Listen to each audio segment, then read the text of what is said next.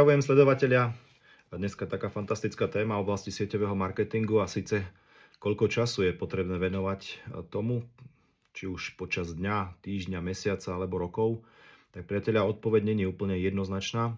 Samozrejme, pokiaľ začínam, tak je dôležité si uvedomiť, aj keď naozaj nie je to jednoduché, že som začal robiť niečo úplne nové, niečo, kde nemám úplne že šéfa, niečo, kde mi niekto nedáva robotu a presne koľko a kedy musím urobiť, ale musím si uvedomiť, že som začal robiť konečne pre seba, že som si otvoril svoju firmu a čo si v tej firme neurobím, to nemám. Na tom samom začiatku veľa času je potrebné venovať štúdiu a v podstate naučiť sa, pokiaľ som v produktovom sieťovom marketingu, a to som, naučiť sa naozaj o tých produktoch tak, aby som o nich vedel naozaj seriózne 3, 5, 7 alebo až 10 minút pútavo porozprávať. Aby to nebolo len pozri sa, toto je na vlasy, toto je na pokožku, toto je na denný krém, toto je nočný krém, ale aby ste vedeli rozlíšiť a povedať klientovi, aký to má rozdiel voči tomu, čo si bežne doteraz používal alebo kúpil v obchode. Stretávam sa s tým, že veľa z ľudí, ktorí začali robiť sieťový marketing, dokonca sú už na nejakej pozícii, tak dodnes o týchto veciach poriadne nevedia a potom nevedia tomu človeku predať veľakrát aj na tej prezentácii a aj samotnú firmu. Takže na tom začiatku naozaj treba veľa študovať, ale najviac sa človek naučí v tom teréne. To znamená, veľakrát treba mať tie stretnutia a keď na niečo odpovedať neviete, tak povedať, že teraz zavolám svojmu sponzorovi, ak to chcete hneď vedieť, alebo večer vám doložím, alebo večer vám pošlem, čo sa týka, neviem, messengerom alebo správou. To, na čo ste sa ma pýtal, nie je proste trestné ani nejak úplne zahanbujúce to, že ste v danej chvíli nevedeli odpovedať na tú vec, ktorú sa vás pýtal. A samozrejme, čím ten sieťový marketing robím dlhšie, tak tým sa viem tak trošku viacej časovo vyťažiť, ale vyťažiť rôznymi smermi. Hej. To sa mi stalo aj mne, samozrejme aj mojim manažerom a bežne sa to deje aj v práci. Pokiaľ ste už v nejakej práci dlhšie, tak viete, kedy a kde sa dá zašiť, koľko sa dá zašiť, viete si možno niečo urobiť rýchlejšie a potom si oddychnúť a tak ďalej. Ale priateľia, sieťový marketing je podnikanie a koľko si urobíte, toľko máte. Tu nie ste platení od hodiny, že proste ste niekde strávili nejaké hodiny a keď ste ich strávili, tak mi zaplate. A treba si na to dávať obrovský pozor, hlavne ak robíte ten sieťový marketing dlhšie. Je potrebné si uvedomiť, zobrať si papier a pero a naozaj, pokiaľ sa vám dá, si ho vezmite, aj keď neviem, kde počúvate toto video, ale napíšte si naozaj veci, ktoré vám naozaj reálne vo vašom obchode zarábajú peniaze. Hej? A ktoré sú len ako doplnok. Reálne v našom obchode, ktorý robím, mi zarábajú peniaze, to znamená, priamo peniaze mi zarába komunikácia s klientom, to znamená, idem ho navštíviť buď osobne, alebo mu telefonujem a pútavo mu rozprávam niečo o nejakom produkte, pretože mu ho chcem predať. Hej, to mi zarába peniaze. Ďalej, čo mi zarába peniaze, sú prezentácie našej firmy novému človeku. Hej, a keď si tak zoberiem, to sú dve najdôležitejšie činnosti, ktoré v tovarovom sieťovom marketingu zarábajú peniaze. A potom je kopec ďalších činností, ktoré nevravím, že netreba robiť, ale treba ich robiť až v druhom rade. To znamená vzdelávanie sa, obtelefonovanie si alebo posielanie nejakých videí svojim existujúcim klientom a svojim existujúcim MLM partnerom. Knihy som spomínal. No a potom už v podstate ten človek nemá veľa inej ďalšej práce. Hej. Čím má človek nejaký väčší tím ľudí, tak tým si myslí, že má väčšiu zodpovednosť za nich a snaží sa viacej doma nad tým premýšľať, ako v skutočnosti a reálne robí. Priatelia, a pokiaľ ten multilevel nechcete robiť 20, 30, 40 rokov a nebyť finančne a časovo slobodný, tak potom musíte pridať hlavne na tej časti, čo ste si napísali na papier. Pretože reálne do týždňa si napíšte, a bol by som strašne rád, keby ste mi napísali do komentára, koľko hodín reálne strávite do týždňa u klienta a koľko hodín reálne strávite tým, že vysvetľujete novému človeku, o čo vo vašej firme ide. A uvedomite si, že je to možno 10% z vašich aktivít a v skutočnosti vám to zarába 90% vašich peňazí. Či už aktuálnych alebo budúcich, pretože keď zaregistrujem nového partnera, tak ten človek má energiu. Tomu človeku sa chce, ten človek nevie, čo nevie a proste ide, má nový kmenný zoznam.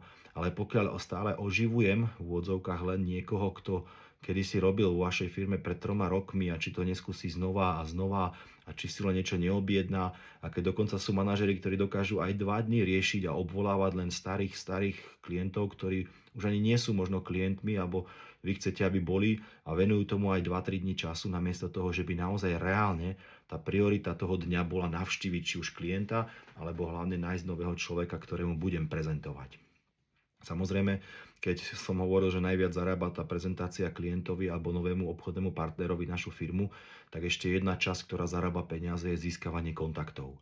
Keď už ten obchod robím dlhšie a tie kontakty vo svojom mennom zozname nemám, tak samozrejme tie kontakty môžem získavať, či už fyzicky, to znamená, som niekde v obchode a usmieva sa na mňa pani predávačka alebo pani majiteľka, tak ju oslovím.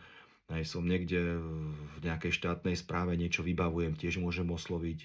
Môžem si všimnúť, že na dverách je zodpovedný vedúci a odpíšem si telefónne číslo a poviem mu, že som bol v jeho obchode. Alebo môžem si vyhľadávať kontakty aj online, alebo beriem si doporučenia, ale tie sa väčšinou zase berú, či už u klienta, ktorý je spokojný s vašim produktom, alebo tie doporučenia prakticky vám môže dať človek, ktorému ste prezentovali tú firmu a povedal, že to nie je pre ňoho. Takže to je taká tretia aktivita, ktorá naozaj reálne zarába peniaze.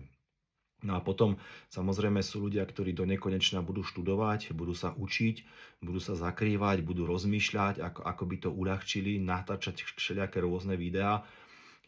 Nemajú ani v podstate komu ich poriadne poslať. V skupine síce môžu mať facebookovej nejakých, ja neviem koľko desiatok alebo stoviek ľudí, ale zistia, že im to nikto nepozerá, alebo že im dajú palec hore a dokážu s tým zase stráviť desiatky hodín namiesto toho, aby reálne robili to, čo im tie peniaze prináša, priatelia.